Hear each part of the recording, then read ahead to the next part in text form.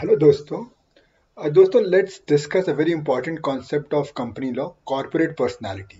And we'll discuss this through this case called Solomon versus Solomon. It's a landmark case by House of Lords and it has shaped this entire jurisprudence. दोस्तों, a company is a juridical person. Company has been given a legal personality. So although company is run by the directors, mainly directors, but company is distinct from the director. Company के अपने assets होते हैं, company के अपने profits होते हैं, अपने losses होते हैं। And unlike partnership, company can sue and it can be sue. जैसे आप ए वर्सेस XYZ लिमिटेड ऐसे केसेस देखते होंगे। तो इस पूरे कॉन्सेप्ट का फाउंडेशन हुआ था इस केस से, सोलोमन वर्सेस सोलोमन। तो ब्रीफली दोस्तों, इस केस में हुआ ये था और the relevant portions have been highlighted. तो इस केस में हुआ ये था कि एक सोलोमन एक प्रोप्रिएटरशिप बिजनेस करता था। After some time he decided कि इसको एक कंपनी के फॉर्म में बनाना है। तो उसने एक कंपनी बनाई। उस कंपनी में कुछ लेट्स से इसमें 40,000 यूरो के नॉमिनल कैपिटल था, दैट इज इमटेरियल। उसके 20,007 शेयर्स थे। अब जैसे हमारी कंपनी लॉ में भी है कि एक प्राइवेट कंपनी को स्टार्ट करने के लिए मिनिमम 7 लोग चाहिए। तो यहाँ पे सोलोमन, उसकी वाइफ, डॉटर और 4 बच्चे, ये 7 लोग मिलकर एक private company Solomon and company limited शुरू किए और बाकी सब लोग एक एक शेयर रखे और सोलोमन ने 20,001 शेयर अपने पास रखा। अब इसी कॉन्टेक्स्ट में कुछ उसको कुछ उसके और उसने अपना प्रोप्रिएटरशिप कुछ पैसे में 39,000 समथिंग यूरो में उसने बेच दिया कंपनी को। तो दोस्तों देखिए, सोलोमन ने एक्चुअली अपनी प्रोप्रिएटरशिप बेची कंपनी को। उसके पास से 39,000 कुछ रुपए मिल गए उसके, और कंपनी यही बिजनेस चलाएगी। उस कंपनी में major share, in fact 95% of the या 99% of the shareholding Solomon की है। सोलोमन के पास पैसे भी आ गए हैं और अभी भी बिजनेस उसी के है मेनली। तो सोचने से ये फ्रॉड लग रहा है, इसमें कोई डाउट नहीं है कि basically it's company is an agent of Solomon और वो बस वो कंपनी का फायदा लेना चाहता है और उसको पैसे भी मिल गए, उसकी 5 उंगलियां घी में चली जाएंगी, दोनों तरफ फायदा। बट देन और अब इसमें क्या हुआ कि इसमें किसी से कुछ, ऑब्वियसली कंपनी है तो कुछ उसके क्रेडिटर्स होंगे, कुछ उसने कहीं से लोन लिया होगा। उसने लोन पे इंटरेस्ट नहीं दिया, तो जैसा कि हम अब देखते हैं आईबीसी वगैरह में अगर इंटरेस्ट डिनाई हो जाएगा तो अनसिक्योर्ड क्रेडिटर होते हैं और वो इंसॉल्वेंसी प्रोसीडिंग में चली गई कंपनी, इन्होंने ट्रिगर करा दिया। अब वाइंडिंग अप हुआ।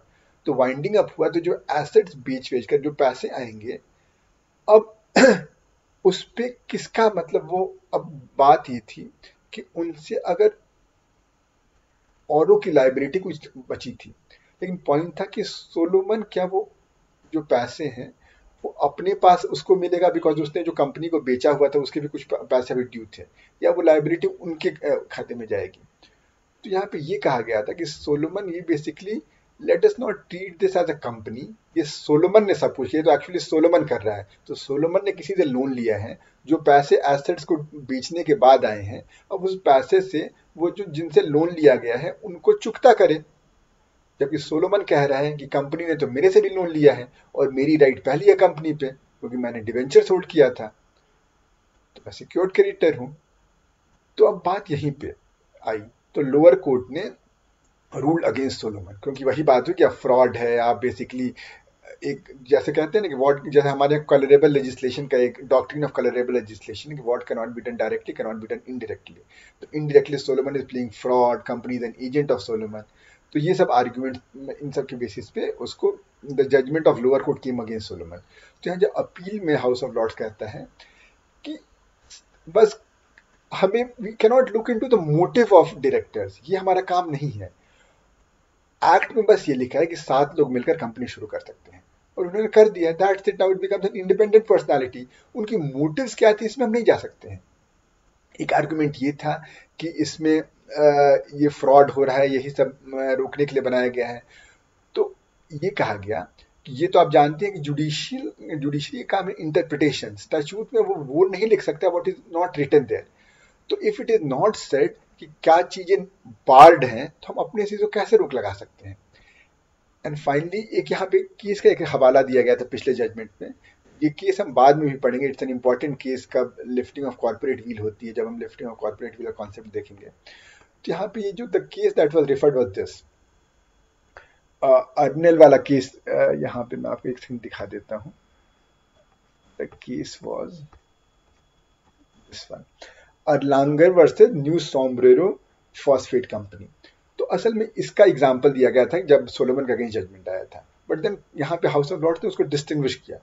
यहाँ पे क्या हुआ था कि जो प्रोप्रिएटर था उसने एक फॉल्स प्रोस्पेक्टस बनाया था और उसके बाद बेचा था. ऑन दी अदर हैंड इस केस में तो सारे जो शेयर होल्डर, सारे जो डायरेक्टर्स थे या शेयर होल्डर जो भी कहो, तो दे विलिंगली कॉन्शियसली, उन सबको फुल नॉलेज था, फुल डिस्क्लोजर था कि हम ऐसे कर रहे हैं, ऐसा हम चीज बना रहे हैं जिसमें Solomon will be the ultra majority share holder. तो this is a different case. यहाँ पे कोई फ्रॉड या कोई यहाँ पे झूठ बोलकर किसी चीज से नहीं कराया गया है. एंड इसलिए if there is no fraud, और जो भी हम बाद में देखेंगे किन किन ग्राउंड्स में सुप्रीम कोर्ट ने बताया है कि कॉर्पोरेट भी लिफ्ट होगी, अगर वो नहीं ग्राउंड्स हैं तो company is N separate personality और उसका उसके डायरेक्टर्स से कंपनी के जो लाइबिलिटीज है उसके डायरेक्टर्स की लाइबिलिटीज नहीं मानी जाएगी. दोस्तों ये रहा हमारा first case and it's foundational case, Solomon versus Solomon. I hope आपको समझ में आया होगा. अगली हम लिफ्टिंग ऑफ कॉर्पोरेट हील पढ़ेंगे. इसके आगे कोई दिक्कत, कोई परेशानी कमेंट सेक्शन में जरूर बताइएगा. मिलते हैं अगले वीडियो में. Bye bye.